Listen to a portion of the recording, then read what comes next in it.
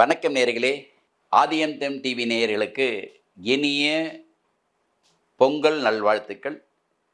இந்த வருடம் பொங்கல் மிக சிறந்த முறையிலே எல்லா விதமான மனமகிழ்ச்சியும், எல்லா விதமான சுகங்களையும்,